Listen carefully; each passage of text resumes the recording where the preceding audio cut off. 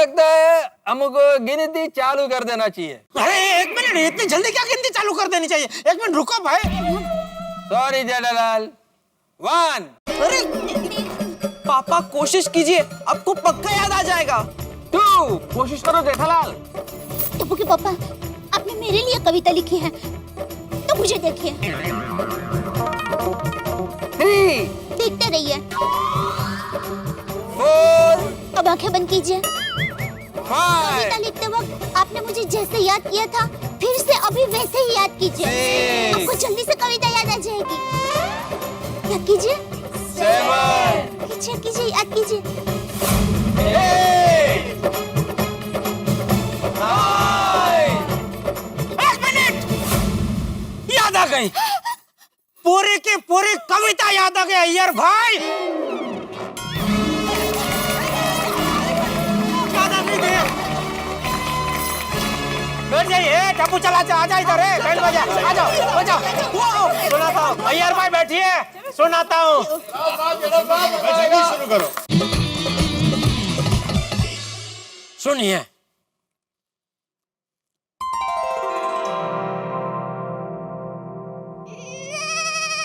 दया, दया तो कमाल है, दया तो कमाल है।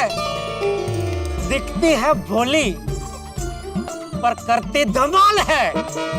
दया तो कमाल है। तेरे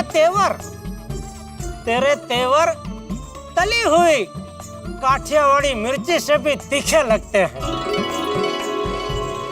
तेरे तेवर तली हुई काठियावाड़ी मिर्ची से भी तीखे लगते हैं। अरे तेरी चमक के सामने 100 LED टीवी भी फीके लगते हैं।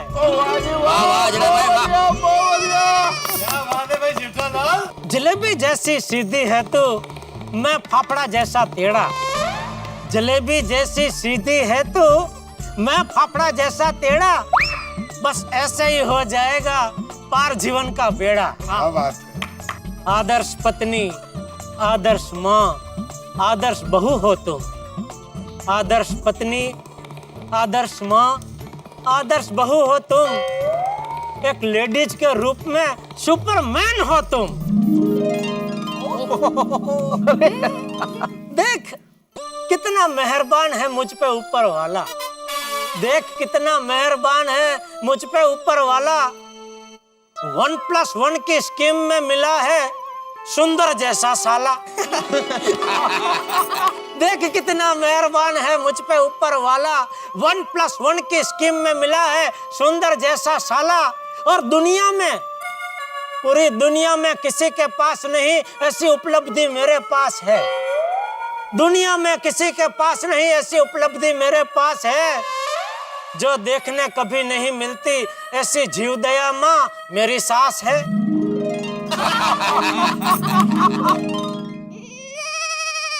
हाँ, होश भुला देता हूँ मैं और खो देता हूँ आपा।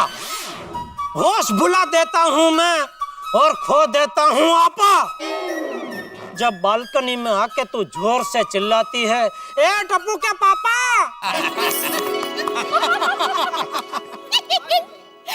मैं गुस्सा होता हूँ इस पे और ये खिल के हंस देती है।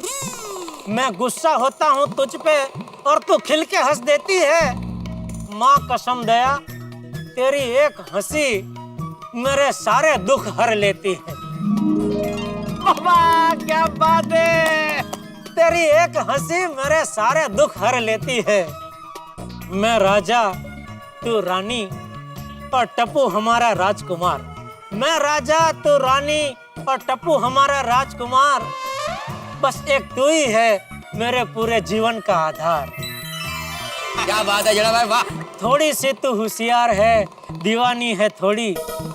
थोड़ी सी तू होशियार है, दीवानी है थोड़ी। मैं अलबेला तू मतवाली, हिट है अपनी जोड़ी। हिट है, सुपर हिट है, कविता भी हिट है, जोड़ी भी हिट है, सुपर हिट है जेठालाल। वाह वाह जेठालाल, क्या याददाश्त है। हाँ, क्या बात है। ओ छा गए जेठालाल, तुझे तो एकदम छा गए।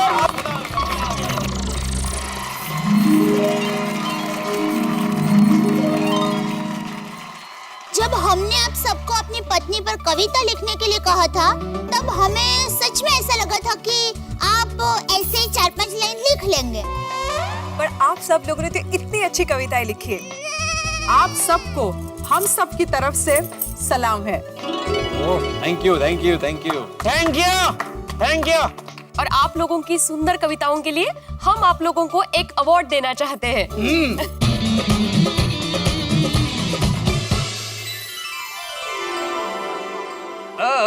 आई लव यू का ट्रॉफी। क्या बात है।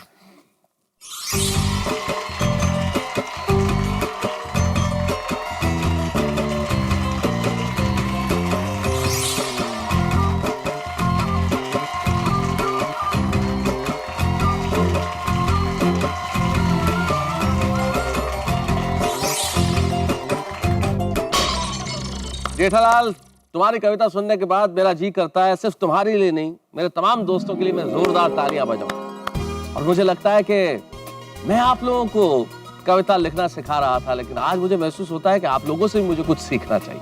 और सिर्फ मुझे ही नहीं सीखना चाहिए, तमाम लोगों को सीखना चाहिए कि जब भावनाओं की बात आती है तब शब्द महत्वपूर्ण नहीं होते। कठिन शब्दों से कोई चीज प्रभावशाली नहीं होती। बहुत आसान से सरल से शब्दों में आदमी दिल की बात बहुत प्रभावी ढंग से कर सकता है। इसका उदाहरण आप लोगों ने दिया और आज आपने साबित कर दिया कि गोकुलधाम का हर पति अपनी पत्नी से कितना प्यार करता है। क्योंकि किसी ने बहुत ठीक कहा है कि कविता लिखना सरल नहीं है। पूछो सब फनकारों से, वो सब लोहा काट रहे हैं कागज की तलवारों से। तो आइए, हम पहुंच चुके हैं आज के इस कार्यक्रम के अंतिम क्षण। हम इस कार्यक्रम को विराम दें उसके पहले मैं आप सभी का धन्यवाद ज्ञापित करना चाहूंगा और यही कहना चाहूंगा कि अरे मैं तो जी चाचा जी, एक मिनट जरा रुक जा।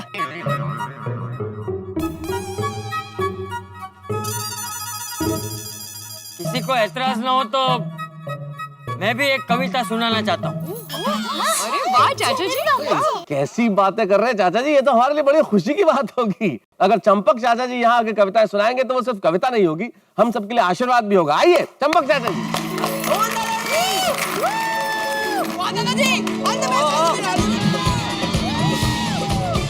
आप सबने अपनी अपनी प्रेरणा के लिए कविता सुनाई, तो मैंने भी अपनी प्रेरणा के लिए एक कविता लिखी है, वो सुनाना चाहता हूँ।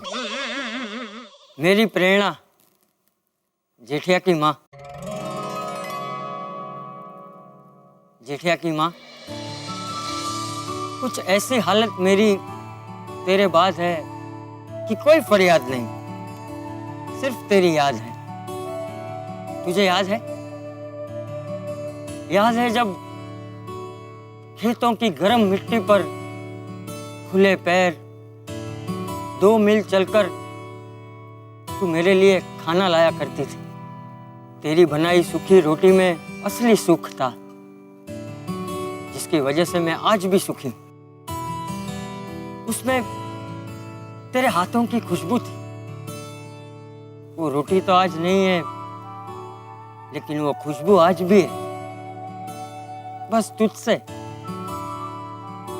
ही मेरी जिंदगी आबाद है। कोई फरियाद नहीं, सिर्फ तेरी याद। तुझे याद है कैसे तू पूरा दिन गुनगुनाया करती थी, खुशियों के गीत गाया करती थी, मेरे पूरे दिन की थकान मिटाया करती थी, मेरा मजाक उड़ा के मुझे चिढ़ाया करती थी, मैं रूठ जाऊं तो मुझे मनाया भी करती थी। तेरी आवाज आज भी मेरे कानों में गूंजा करती है। जेठिया की माँ, तूने मेरी पत्नी बनकर मुझे बेशुमार प्यार किया। माँ बनकर मुझे डांटा, मेरी दोस्त बनकर मेरी हर मुश्किल में कंधे से कंधा मिलाकर मेरा साथ दिया। मेरा हंसना, रोना, खाना, पीना, जीवन जीना, मुश्किलों से लड़ना, सब तेरे साथ ही तो था। लेकिन अब जब तू नहीं है तो मैं अकेला हो गया हूं।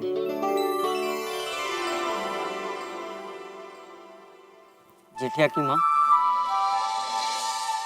अभी अकेलापन सहा नहीं जाता। सिर्फ तेरी यादों के सहारे अब रहा नहीं जाता।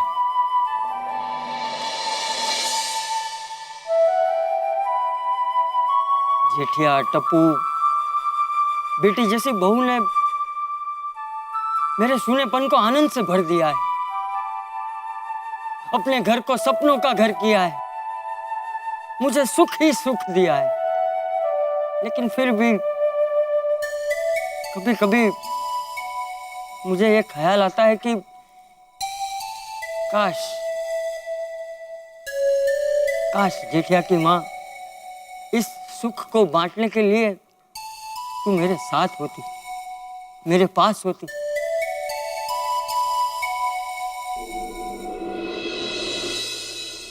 जेठिया की माँ, आज जीवन का हर सुख है मेरे पास, बस एक बात नहीं है जिसके लिए सालों से तरस रहा हूं,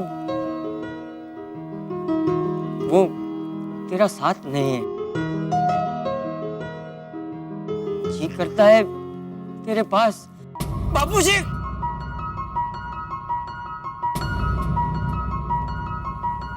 हाँ,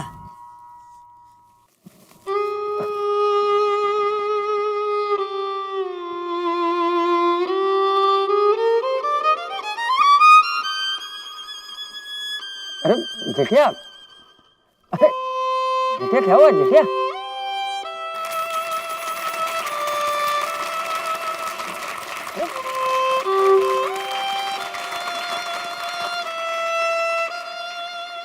ऐसा मत बोलिए, तुझसे मिलने। अरे नहीं नहीं, मित्रों, इस वक्त आप लोग भी और मैं भी चंपक चाचा की इस कविता को सुनने के बाद बड़े भावुक हैं। स्वाभाविक भी है। जीवन के इस मोड़ पे, इस उम्र में साथी की स्मृतियां और उन स्मृतियों को संजोए हुए चंपक चाचा। निश्चित तौर पे चंपक चाचा ये सिर्फ कविता नहीं थी, ये एक दर्पण था। मेरे पास आपकी कविताओं का विश्लेषण करने के लिए भाषा भी है, थोड़ा बहुत ज्ञान भी है, विचार भी है, लेकिन मैं भाषा का विश्लेषण कर सकता हूँ, मैं कविताओं के विन्यास का विश्लेषण कर सकता हूँ, मैं रचना कर्म का विश्लेषण कर सकता हूँ, लेकिन भावनाओं का विश्लेषण कोई नहीं कर सकता। आपकी इस भावना के आगे हम सब नतमस्तक हैं। अक्सर कहा जाता है कि पुरुष पत्थर दिल होता है, लेकिन चंपक चाचा की इस कविता ने उस धारणा को तोड़ा। तब विष्णु सक्सेना के गीत की दो पंक्तियां मुझे याद आती है। वो कहते हैं कि और सचमुच हृदय पे जो नाम एक बार अंकित कर दिया जाए वो मिटता नहीं है। इसका उदाहरण चंपक चाचा ने दिया। माफ करना चंपक चाचा जी, लेकिन आपकी कविता को सुनकर मुझे महसूस हुआ कि आपके यौवन के दिनों में जब आप हमारी उम्र के रहे होंगे, जेठालाल की माता जी, आपकी धर्मपत्नी, हम सबकी आदरणीय चाची जी, जब तपती हुई गर्म मिट्टी में चल के 2 मील चल के आपके लिए खाना लेके आती थी, और उनकी एक मुस्कान से आप अपने सारे दर्द भूल जाते थे, गम भूल जाते थे। तब मुझे लगता है कि भाव आपके मन में वही रहा होगा जो मुनव्वर राणा के एक शेर में है कि हम इस तरह तेरे चेहरे के दीदार में खो जाते हैं जैसे बच्चे भरे बाजार में खो जाते हैं। हम खो गए आपके शब्दों में, आपकी कविताओं में, आपके विचारों में। और इस कविता के लिए हमारे पास न विश्लेषण है, न कोई टिप्पणी है, बस हम सबकी तालियां।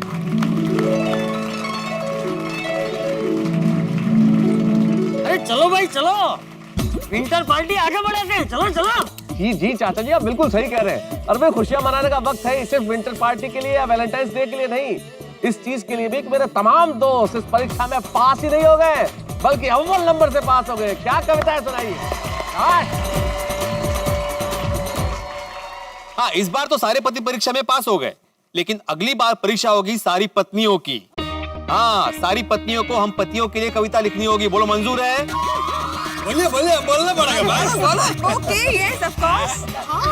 हाँ बोला बोला। मंजूर है। हाँ, मंजूर है।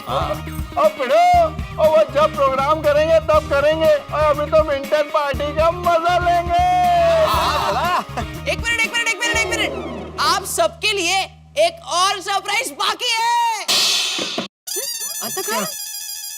1 2 3।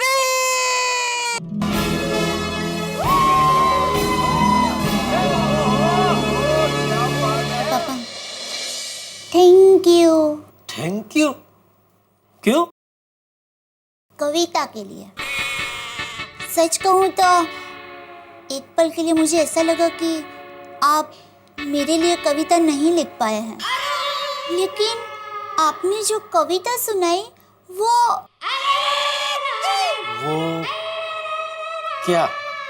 वो सुनकर ऐसा लगा ही नहीं कि वो आपने लिखी है। क्या?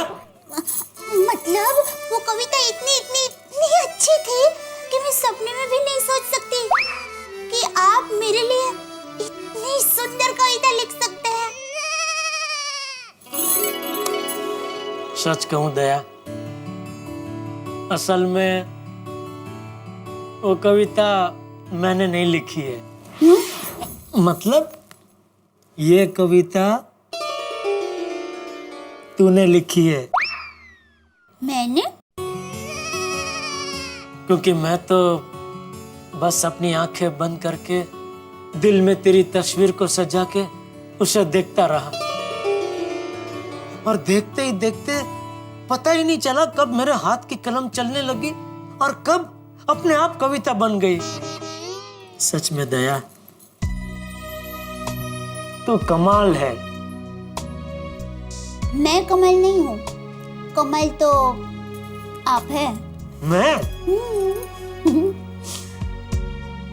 टप्पू के पापा हमेशा माँ आपके नए नाम रखती है ना, लेकिन आज मैं आपको नया नाम दूंगी। अच्छा? क्या? कालिदास कुमार। कालिदास कुमार? आज कवि ना होते हुए भी आपने कवि कालिदास की तरह मेरे लिए दिल से इतनी सुंदर कविता लिखी है ना, इसके लिए कवि कालिदास कुमार गड़ा।